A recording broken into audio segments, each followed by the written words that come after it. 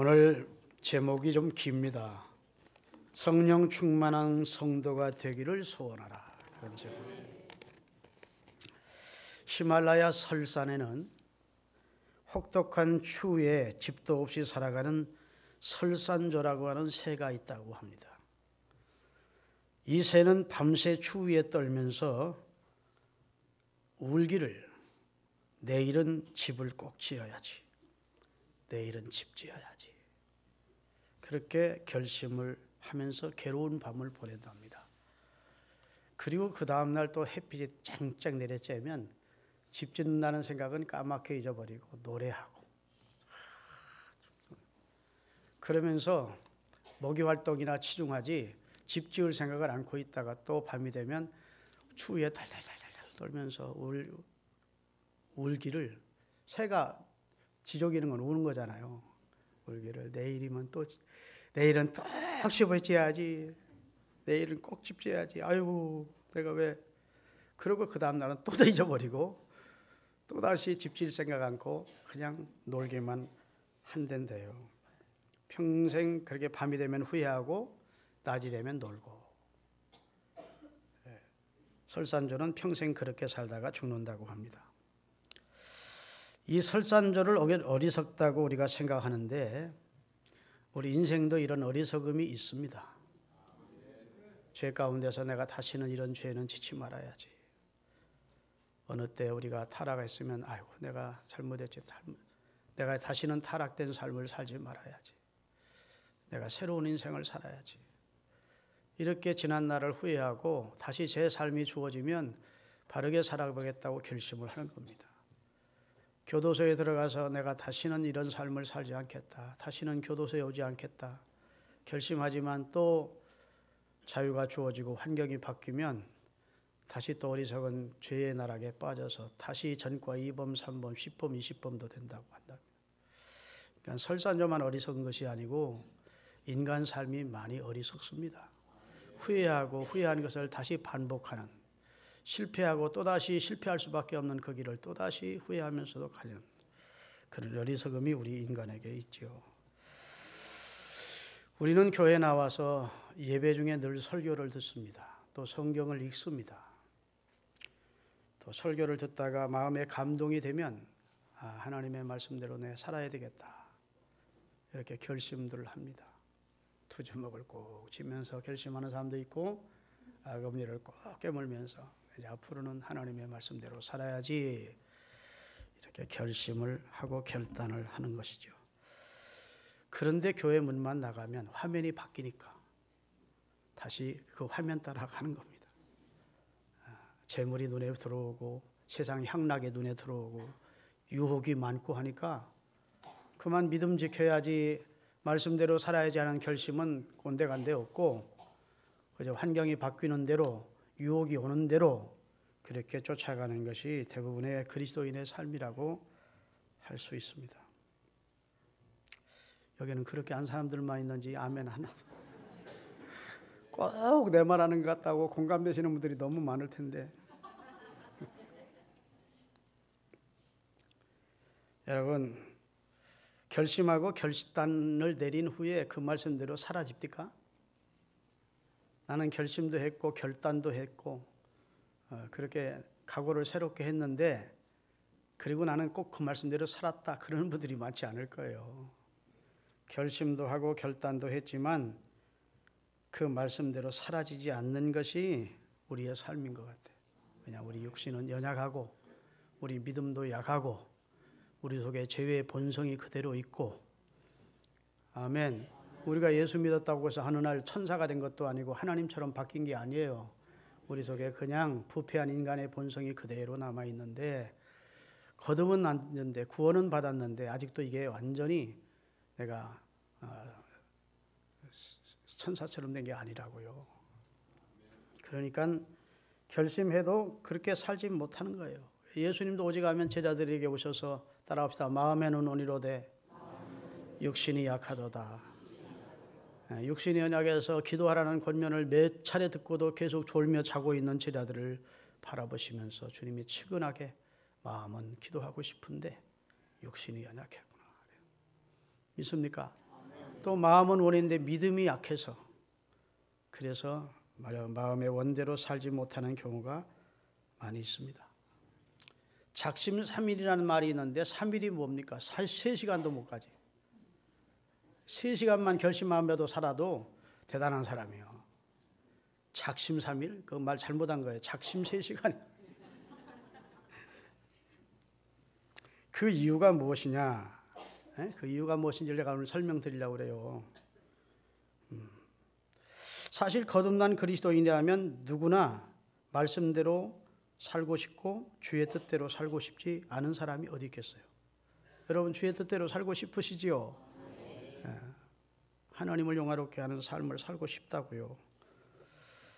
당연히 주의 뜻대로 살고 싶고 하나님의 말씀대로 살아 영광을 주님께 돌리고 싶은데 문제는 우리 스스로는 그렇게 살 수 있는 능력이 우리 자신 속에는 없다는 데 문제가 있는 겁니다. 거듭난 사람으로서의 합당한 삶이나 능력 있는 삶을 사는 성도로 살고 싶은 마음은 심정은 간절한데 그런 열망에 대해서 열망만 있지 그렇게 살아갈 능력이 우리에게 없다는 거예요. 내 안에는 늘 두 가지 마음이 싸운다는 겁니다. 내 안에 두 가지 마음이 있어요. 하나는 신앙을 가진 이후부터 새롭게 된 나, 중생한 나로 시작되는 하나님의 뜻대로 살아가고자 하는 마음이 내 안에 있습니다. 여러분 속에도 있고 제 속에도 있어요. 거듭난 사람 속에는 하나님의 뜻대로 살고 싶은 중생한 내가 이 안에 있습니다. 그런가 하면 반대로 또 하나는 그럼에도 불구하고 여전히 옛사람의 본능대로 살고 싶은 옛사람인 나가 내 안에 있습니다. 내 욕망을 쫓아서 육신적인 소욕을 쫓아서 살고 싶어하는 본능적 마음이 내 안에 있습니다. 이 두 가지 마음이 내 내면에서 싸우는 겁니다. 이 갈등이라고 그러죠. 하나님 뜻대로 살까? 내 생각대로 살까? 이렇게 늘 우리 안에 내면적 갈등이 있는 것입니다. 이것이 거듭난 사람들의 특징이라고 할 수 있어요. 거듭난 사람이기 때문에 이와 같은 갈등이 있는 겁니다. 거듭나기 전에는 이런 갈등이 없었어요. 죄 짓고 나서 막 갈등하고 그러지 않았어요. 아주 양심을 가진 존재이기 때문에 아주 없다고는 할 수 없지만 이렇게 그리스도인들처럼 막 죄 짓고 가슴 아파하고 막 하나님 앞에 죄송해하고 이런 마음이 없었다고 그전에는. 그런데 예수 믿고 나서 내 안에 갈등이 생긴 겁니다. 새롭게 된 나와 옛사람인 나가 내 안에서 충돌을 하기 때문이죠.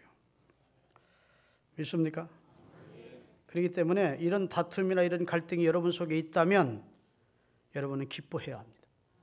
여러분이 구원받았다는 증거예요. 여러분이 거듭났다는 반증입니다. 거듭난 사람이기 때문에 하나님의 뜻대로 살지 못했을 때에는 거기에 대한 가책과 아픔과 하나님의 뜻대로 살고 다음이라도 꼭 하나님의 뜻대로 살고 싶은 그런 간절한 마음이 우리 속에 있는 거예요. 여러분 속에 두 마음이 싸우고 있다면 여러분이 구원받았다는 증거입니다. 사도 바울의 고백을 들어보십시다. 로마서 7장 19절서부터 같이 한번 읽겠습니다.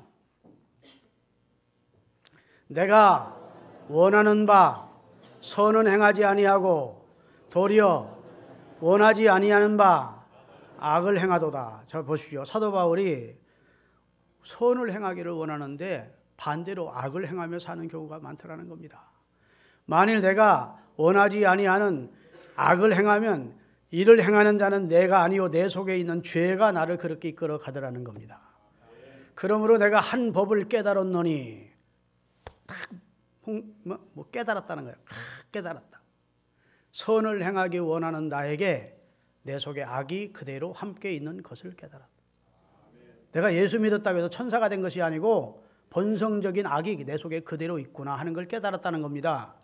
내 속사람으로는 그 말은 새롭게 된 나로서는 하나님의 법을 즐거워하고 하나님의 뜻대로 살기를 원하지만 내 지체 속에 있는 또 다른 죄의 법이 내 마음의 법과 싸워서 내 지체 속에 있는 죄의 법으로 나를 사로잡아가는 것을 보는도다. 하나님의 뜻대로 살고자 하는 마음과 육신의 소욕대로 살고자 하는 마음이 있는데 어느 순간 육신의 소욕대로 살고자 하는 마음이 하나님의 뜻대로 살고자 하는 마음을 딱 사로잡아가지고 육신의 소욕대로 살아. 그리고 죄 가운데 내가 행하고 있더라는 겁니다. 오호라, 오호라는 탄식입니다. 자기 자신에 대한 절망적인 탄식이에요. 오호라, 나는 곤고한 사람이로다. 나는 불쌍한 사람이로다. 나는 정말로 안타까운 사람이로다. 그래놓고 이 사망의 몸에서 누가 나를 건져낼 수 있으랴. 여기까지는 탄식이에요. 탄식. 그 다음에 25절이 복음입니다. 우리 주 예수 그리스도로 말미암아 하나님께 감사하리라. 예수님 아니면 나는 구원받을 수 없다는 겁니다. 날마다 죄와 싸우고 죄의 법이 의의 법을 이기고 죄 가운데로 나를 이끌고 와 있는 나를 하나님이 아니면, 예수님이 아니면 어떻게 구원할 수 있겠느냐는 거예요. 이런 나를 구원해 주신 우리 주님께 감사하리로다. 그런즉 내 자신이 마음으로는 하나님의 법을, 육신으로는 죄의 법을 섬기며 산다. 그리고 나서 8장 1절입니다. 그러므로 이제 그리스도 예수 안에 있는 자에게는 결코 너는 죄인이라고 하나님이 하지 않나니 이는 그리스도 예수 안에 있는 생명의 무슨 법이? 성령의 법이 죄와 사망의 법에서 너를 해방시켜 주었다. 얘는 어떤 연약해서 범죄하는 그 죄 때문에 지옥까지는 않는다는 겁니다. 이미 예수님이 우리를 그 죄의 법에서 우리를 해방시켜서 생명의 성령의 법 안에 사는 자로 만들어 주셨기 때문에 그리스도 안에 있는 자는 결코 하나님이 너는 죄인이야 하지 않는데 정죄함이 없대요. 믿습니까? 자, 사도 바울과 같은 위대한 하나님의 사람도 두 마음이 그 속에 있음을 통해 갈등했음을 본문에서 확인할 수가 있습니다. 마음으로는 하나님의 법을 쫓아 살기를 원하지만 육신에 있는 죄의 법이 자기를 하나님의 뜻대로 살지 못하게 이끌어가는 것을 경험했다고, 오호라 나는 슬픈 사람이라고 고백을 하는 거예요. 그게 하나님 앞에 자기 자신을 정난하게 내놓고 자기 자신을 솔직하게 표현한 겁니다. 나는 인간적으로는 도저히 구원받을 사고 없는 사람이었더라 그 말입니다. 그런데 그리스도 때문에 구원받았다. 우리 주 하나님, 우리 주 예수 그리스도로 말미암아 하나님께 감사하리로다. 예수님 통해서 나를 구원해 주신 하나님께 나는 감사한다는 겁니다. 도저히 나는 암만 생각해도 구원받을 자격이 없는데 늘 죄의 법에 끌려가는 존재인데, 그런데 예수님이 나를 대신하여 십자가에 달려주시고 죽었고 이제는 죄를 범해도 정죄하지 않는 주님의 은혜로 생명의 성령의 법 안에서 구원받은 자가 되었다고 감격해하는 내용이 기록되어 있는 것입니다. 할렐루야. 여러분, 옛사람과 새사람 그 둘 양자가 싸우면 여러분 속에 누가 이깁니까? 예? 솔직하게 옛사람이 많이 이기죠. 옛사람이 많이 이겨. 그런데 하나님의 뜻대로 살고 싶은 소원도 있어요. 그런데도 그 죄를 못 이겨. 그 마음에 솟구쳐 올라오는 욕망이나 유혹을 못 이겨. 그래 자꾸 죄를 범하는 것이 우리 모습이라고요. 거듭나고 구원은 확실히 받은 사람인데도 여전히 옛사람이 이기고 있는 상태 아닙니까? 이것 때문에 번번이 넘어져서 마음의 괴로움을 겪지는 않으십니까? 심지어 내가 정말 구원받은 사람인가 회의를 가져본 적은 없으십니까? 그렇다면 거듭났음에도 불구하고 우리는 왜 여전히 죄로 인해 자꾸 넘어지고 또 넘어지는 것입니까? 여기에 대한 해결책은 없는 겁니까? 이렇게 물으신다면 성경은 그 해답을 주고 있습니다. 오늘 본문의 성령 충만함을 받아라. 오직 성령으로 충만하라. 오직 성령. 성령 충만하면 죄의 법이 나를 이끌고 가지 않고 성령의 법이 나를 이끌어가는 성령의 사람으로 살 수 있습니다. 성령 충만이 해답임을 믿으시기를 바랍니다. 성경은 어떻게 살 것인지 고민하는 우리에게 해답을 명명백백히 제시해 주셨는데, 오직 성령이 너희에게 임하시면 너희가 권능을 받는다. 죄를 이기는 권능을 받아, 세상을 이기는 권능을 받아, 마귀를 이기는 권능을 받아 하나님이 기뻐하는 사람이 되리라 라고 성경. 스가랴서 4장 6절입니다. 같이 한번 읽겠습니다. 스가랴 4장 6절. 그가 내게 대답하여 이르되 여호와께서 스룹바벨에게 하신 말씀은 이러하니라. 만군의 여호와께서 말씀하시되 이는 내 힘으로 되지 아니하며 내 능력으로 되지 아니하고 오직 나의 신으로 되느니라. 이건 스룹바벨 성전이 건축될 때 인간의 힘이나 능력으로 되는 것이 아니라 하나님의 신이 함께 해줄 때 가능하다는 말씀이지만, 더 광의적인 넓은 해석으로 말하면 우리가 하나님의 뜻대로 사는 것은 우리 힘으로 우리 능으로 되는 것이 아니고 하나님의 영이 우리와 함께 해줄 때 된다는 겁니다. 신앙의 승리, 하나님의 영광이 드러나는 결과는 내 힘과 능력으로 되는 것이 아니고 하나님의 신, 하나님의 영이 함께 할 때 가능하다고 답을 말씀해 주고 있는 거예요. 오늘 예배소 5장 18절도 술 취하지 말라 이는 방탕한 것이니 오직 성령의 충만함을 받으라. 그게 다 성령이란 말 앞에는 오직자가 붙습니다. 사도행전 1장에도 오직 성령이 너희에게 임하시면 붙죠. 에베소 5장 18절도 술 취하지 말라 이는 방탕한 것이니 오직 성령의 충만함을 받으래요. 오직 성령자 앞에 뭐가 붙어요? 오직입니다. 오직은 다른 길이 없다는 말이에요. 힘으로 능으로 되지 아니하고 오직 성령으로 된대요. 신앙의 승리를 원하시면 아멘. 하나님의 뜻대로 살기를 원하시면 아멘. 그러면 이는 힘으로 능으로 되는 것이 아니고 성령으로 되는 일이에요. 믿습니까? 오직 성령으로, 다른 길이 없다는 겁니다. 오직자가 붙을 때에는 다른 방법은 없다는 거예요. 오직 성령이 너에게 임하셔야 권능을 받아. 여러분, 신약 성경은 마태, 마가, 누가, 요한복음으로 시작이 됩니다. 이게 사복음이라 그래요. 사복음서의 결론은 예수님은 승리하셨고 제자들은 실패했다. 아멘. 제자들 다 실패했어요. 예수 부인하고 예수 팔아먹고 예수 도망가고, 그렇게 예수님 가까이 따라다니고 예수님의 말씀을 듣고 예수님 행하신 이걸 다 보았어도 막상 생명의 위협을 느끼자 다 배신자가 됐어요. 그러니까 예수님은 사명 감당하시고 우리 인류의 죄를 거속하시고 부활하시고 그래서 승리하셨고, 예수님을 따른다는 모든 인생들은 다 모두 다 한 사람도 없이 실패했다. 그게 복음서의 결론이에요. 아멘. 그런데 사도행전으로 딱 넘어가면서 그 다음이 사도행전이거든요. 사도행전 이렇게 실패만 거듭하던 제자들이 이상하게도 사도행전은 승리하게 됩니다. 계속적 연속적인 승리의 역사가 기록되어 있어요. 그러면 실패만 거듭하던 제자들이 이제 예수님도 안 계시고 예수님 부활로 승천한 상태에서 그들이 그렇게 믿고 따르는 예수님도 안 계신 상태인데 더 실패해야 되는 상황인데, 그들이 사도행전에 들어서면 들은 승리의 역사가 기록되어 있어요. 그 과정에 어떤 역사가 있었느냐? 사도행전 2장 1절에 오순절날이 이미 이름에 저희가 다 같이 한 곳에 모였더니 호련히 하늘로부터 급하고 강한 바람 같은 소리가 있어 저희들의 온 집에 가득하며, 그 다음에 마치 불이 혀처럼 갈라지는 것들이 저희 앞에 보이며 각 사람 위에 임하여 하나씩 임하니라 있더니, 그들이 다 뭘 받았어요? 성령의 충만함을 받고 성령이 말하게 하심을 따라 각각 다른 방언을 시작했다. 이게 이제 분기점입니다. 할렐루야. 실패하던 제자들이 어떤 분기점을 만났는데 그때부터 승리하기 시작하더라고요.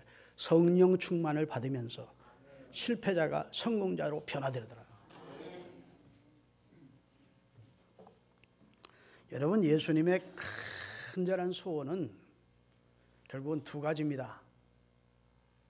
그 첫째는 나 자신의 대속을 믿고 구원받으라는 거예요. 예수 믿으라는 거, 예수 믿고 구원받으라는 것이 하나님의 말씀의 첫 번째 소원이고, 하나님의 소원이고 우리에게 주신 말씀 복이에요. 아멘. 두 번째, 성령 이제 구원을 받은 우리에게 두 번째 소원이 있습니다. 주님의 소원이. 그것은 성령 충만을 받으라는 거예요. 내가 불을 땅에 던지러 왔노니 이 불이 이미 붙었으면 내가 무엇을 더 원하리요 했어요. 이 땅에 불을 던지러 와서 우리 심령에 여호와의 성령의 불을 붙여주시고 이 복음이 전 세계로 확장돼 나가기를 원하시는 것이 주님의 뜻이에요. 자, 예수 믿고 구원받으라는 게 첫 번째 우리에게 주신 복음이요 하나님의 소원이고, 두 번째 성령의 능력 받고 그리스도의 증인되고 승리의 삶을 살라는 것이 주님의 두 번째 복음이요 그 다음에 우리에게 주신 소원입니다. 그래서 예수님은 부활하신 후에 요한복음 20장 22절에 제자들에게 나타나서 숨을 내쉬면서 22절만 읽겠습니다. 다 같이 이 말씀을 마치시고 그들을 향하여 숨을 내쉬며 이르시되 성령을 받으라. 주님이 십자가에 달려 돌아가시자 문 걸어 잠그고 두려워서 바깥에도 못 나가고 있던 제자들에게, 주님이 부활했다는 말을 듣기도 믿어지지 않던 제자들에게 주님이 그 방으로 들어오셔서 너에게 평강이 있을지어다 이렇게 말해요. 그 말은 이스라엘 사람들의 인사입니다. 샬롬입니다. 샬롬 해놓고 하시면서 성령을 받으라. 자, 예수님의 제자들은 예수님을 믿습니까? 안 믿습니까? 믿어요. 그래, 천국 열쇠를 받은 사람들이요. 그들 이름이 하늘 생명책에 있어요. 그렇지만 성령 충만하지 못해서 예수님 부인하고 도망가고 그랬어요. 틀림없이 믿음은 있는데 지금도 두려워 벌벌 떨고 있는 것은 예수님을 안 믿어서가 아니고 부딪혀오는 너무 환경이 무서우니까 벌벌 떨고 있었어요. 주님이 가장 시의적절한 말을 한 겁니다. 성령을 받으라. 성령이 너에게 임하시면 너희가 권능을 받아. 주님이 승천하시면서, 자, 부활하시는 첫 번째도 성령 받으라는 거, 승천하시면서도 오늘 사도행전 1장에 주신 말씀에 오직 성령이 너에게 임하시면 너희가 권능을 받는다. 요한은 물로 세례를 주었지만 나는 너에게 몇 날이 못되어 성령으로 세례를 줄 거야. 성령 세례 받아라 겁니다. 아멘. 예수님이 얼마나 우리가 성령, 예수 믿는 우리가 성령 받아서 능력 있는 성도가 되기를 원했으면 부활하신 후에도 첫 마디가 성령 받으라는 것이고 승천하시면서도 마지막 부탁이 성령 받으라는 거겠어요. 내 증인이 되달라는 게 예수님의 부탁이 아니에요. 누가복음 24장 49절에 보면 전도하러 나가지도 말래. 다 같이 볼지어다 내가 내 아버지께서 약속하신 것을 아버지께 가서 받아가지고 너희에게 보내리니 너희는 위로부터 성령의 능력을 입혀질 때까지 이 성에 머물래. 전도하라고 나가지도 말고 주의 일 하겠다고 껍적대지도 말고 다 실패하니까 성령의 능력 없이 하는 일은 그만 다 넘어지고 실패할 수밖에 없으니까 내가 아버지께로 올라가서 아버지께 받아가지고 아버지의 영을 너희에게 보내줄 테니까 그 성령의 능력을 받기까지는 절대로 예루살렘 떠나지 말고 아버지의 약속하신 걸 기다리라는 거예요. 저 주님이 얼마나 간곡하게 우리가 성령 충만 받아야 됨이 필요했다면 이 땅에 육신을 입고 계실 때에도 요한복음 14장과 16장에 내가 떠나가는 것이 너희 유익하다. 또 다른 한 보혜사를 하나님이 보내주신다. 그분이 오면 죄에 대하여 의에 대하여 심판에 우리를 이끌어 주신다. 그분은 너희 속에 계시고 너희 안에 거하심이라. 아멘. 너희가 그 성령 충만 받으면 내가 하는 일도 너희가 할 것이고 나보다 더 큰 일도 할 수 있다. 성령 받으라. 그렇게 말씀하시다가 부활을 하신 후 첫 번째도 성령 충만 받으라. 승천하시면 마지막 유언도 성령 충만하면 그 다음에 예루살렘과 유대와 사마리아와 땅끝까지 이르러 내 증인이 되어달라고 하는 게 말씀하는 게 내 증인이 되리랍니다. 되리라. 저절로 주를 증거하지 않을 수 없게 될 것이라는 거예요. 할렐루야. 제가 언젠가 말씀드렸지만 기독교인은 변화가 확실히 변화된 사람들인데 두 가지 변화가 있어야 됩니다. 첫째는 물리적인 변화예요. 물리적인 변화는 예를 든다면 H2O가 물입니다. 물이 액체예요. 그런데 거기다가 막 냉동을 시키면 어떻게 됩니까? 고체 덩어리가 됩니다. 성분은 똑같은데 고체 덩어리. 거기다 계속 열을 가하면 어떻게 됩니까? 기체가 됩니다. 수증기. 환경 따라서 그 모양이 변하는 겁니다. 이걸 물리적인 변화라 그래요. 내용은 하나도 안 변해. 근데 그 모양이 변하는 거예요. 예수님의 제자들이 바로 물리적인 변화를 했었습니다. 어부였다가 뭐가 됐죠? 제자가 됐어. 신분의 변화가 왔어. 이름이 시몬이었다가 베드로로 바뀌었어. 이름도 변화됐어. 그렇죠? 갈릴리에서 사역하다가 가버나움과 예루살렘에서 사역해서 위치도 변화됐어. 변화됐지요. 그런데 예수님 십자가에 달려 돌아가시고 부활하셨다는 소식을 듣고도 나는 물고기나 잡으러 가겠다. 다시 옛날로 돌아가겠다는 겁니다. 옛날로. 실패한 인생이죠. 도로함이 타불이야. 그래서 부활하신 예수님이 베드로를 찾아와서 베드로라고 불러줍니까? 시몬이라고 불러줍니까? 요한의 아들 시몬아. 옛날 위치에 그냥 와 있거든. 갈릴리에, 갈릴리 바다에. 옛날 하던 어부 그대로 어부가 됐거든. 옛날 이름으로 불러줘요. 요한의 아들 시몬아, 너 나 사랑하냐? 화학적 변화는 이게 여러분 나무에서 추출된 거예요. 종이가 나무가 원료입니다. 그렇죠? 펄프나무라고. 이거 다시 나무 될 수 있습니까? 없습니까? 나무 못 돼. 이건 완전한 변화입니다. 자, 우리가 예수 그리스도를 주로 믿어 그리스도인이 된 것은 물리적 변화입니다. 여러분은 세상에 살다가 지금 교회에 와 있잖아요. 그렇죠? 예, 여러분은 예전 세상에서는 불신자, 지금은 신자잖아요. 이름도 바뀌었잖아요.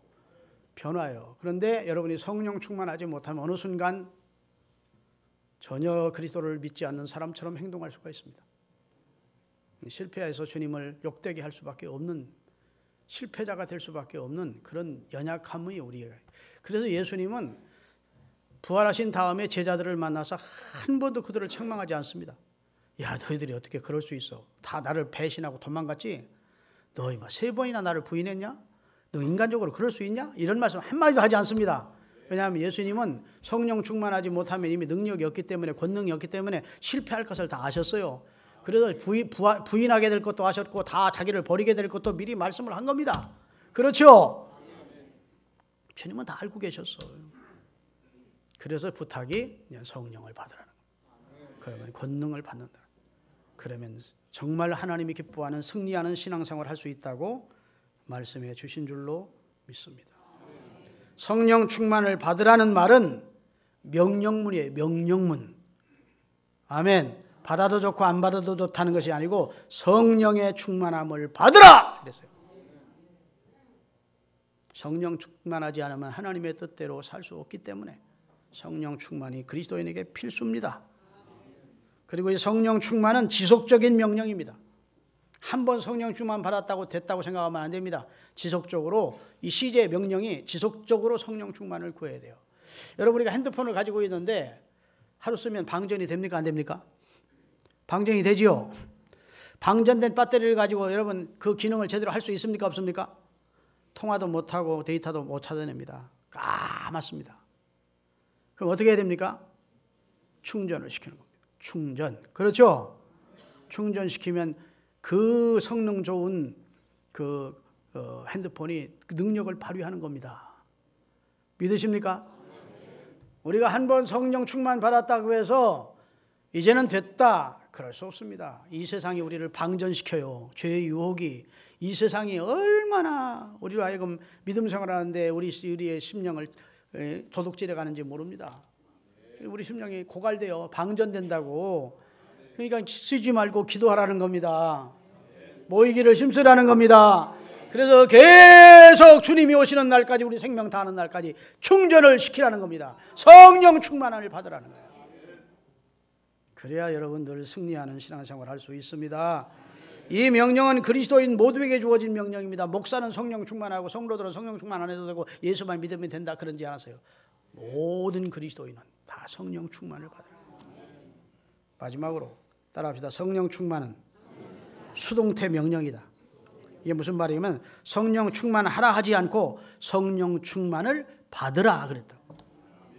하나님은 주실 마음이 있는데 우리 편에서 받으려고 안 하는 상태임을 말하는 겁니다. 우리 편에서 성령을 사모하고 간구하고 기도하고 환영하고 성령 충만을 받으려고 애쓸 때 하나님이 성령을 부어주시는 거예요. 믿습니까? 저절로 성령 충만하게 되지 않습니다. 성령 충만하라 하지 않아요. 성령 충만을 받으라. 하나님이 주실 마음이 있으니까 너는 받을 마음 가지고 기도를 하라는 수동태 명령인 줄로 믿으시면 아멘 하십시다. 자, 이제 결론적으로 여러분과 제가 예수 그리스도를 주로 믿으면 물이 변화의 포도주가 되는 것처럼 예수 믿으면 우리가 엄청난 변화를 경험합니다. 첫째는 죽었던 영혼이 살아났고 지옥 백성이 천국 백성 됐고 영멸할 수밖에 없는 우리가 영생의 백성이 됐고 마귀의 종이었던 우리가 하나님의 자녀로 변화되겠습니다. 여러분은 다 변화됐습니다. 그런데 실생활은 별로 변화가 나타나지 않고 있다. 그 답이 뭐라고요? 성령 충만하지 못하기 때문입니다. 우리 교회에서는 바로 이런 분들을 위해서 1년에 한 차례씩 오순절 집회와 같은 집회를 여는 겁니다. 집중적으로 기도해서 성령 충만을 체험하도록, 아멘, 성령의 세례를 받도록 하기 위한 집회가 다음 주 오후부터 열리는 거예요. 지금부터 좀 준비 기도를 하셔야 돼. 달궈져야 돼. 달궈져야 돼요. 내가 말씀드리지만 이게 쇳덩어리를 아십시다. 이게 쇳덩어리 차디차잖아요. 쇳덩어리는 이거 때려가지고 연장 만들 수 있습니까? 없습니까? 못 만듭니다. 아무리 훌륭한 대장장이라도 이 차디찬 쇳덩어리 가지고 연장 못 만들, 깨져. 여러분 쇳덩어리도 깨집니다. 계속 때리면 찢어지고. 이걸 풀무불 속에 집어넣어야 돼요. 그래서 풀무불이 이 쇠 속으로 들어가는 겁니다. 벌겋게. 그렇죠? 벌겋게 들어가요. 그러면 대장장이가 딱 집게로 잡아가지고 딱딱 때려서 그가 원하는 연장을 만드는 거예요. 하나님이 여러분을 변화시키기를 원하는데 여러분의 심령이 차디차.